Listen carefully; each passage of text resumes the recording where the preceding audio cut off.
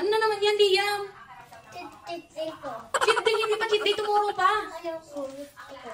Tigilan mo na yan. Tigilan mo na yan. Gusto ko. Gusto na naman. Pati ba naman iyan, anak? Ay, naku. Yan ka na naman. Hindi ko antay ng cheat day na yan. Ay, hindi mo naantayin yung cheat day na yan? Tigilan mo. Tama na yan. Pati ba naman iyan? Kahit walang spread okay lang sa'yo? Oo. Naku naman, oh. Ay, talaga naman. Talaga ikaw? Talaga yan. Tigilan mo yan. Ayaw.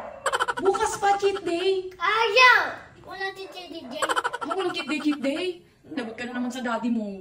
Grabe ka, nandiyan ka pa. Tigilan mo na yan, huwag mo na kainin yan. Talaga naman, oh.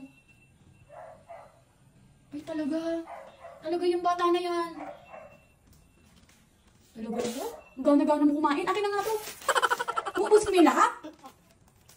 Talaga ikaw, Liam. Tigilan mo yan.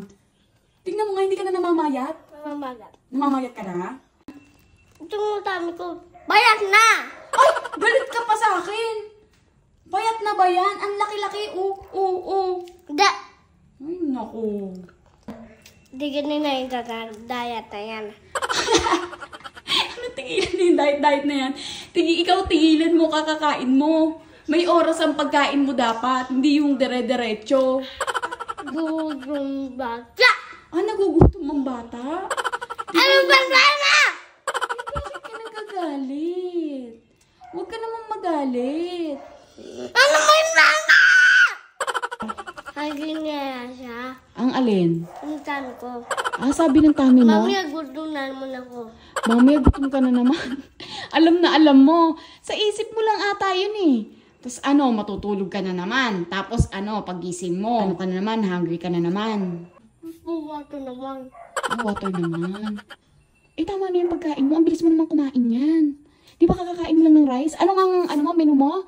Di ba anong kinain mo? Chocolate. Hindi. Anong kinain mo ng dinner? Vegetables and rice. Very good ka. Ang dami mo nakain na vegetables. Di ba? Bakit gutom ka na naman ngayon? Saan mo naman nakuha yan? Yung sliced bread na yan? Saan po? Sa table po. Dapat yan inaangat ko na din eh. Dapat yan tinatago ko na din. Tatago ko na din yan. Don't talk when your mouth is full. Sana ubusin ko na yan. Uubusin mo na yan.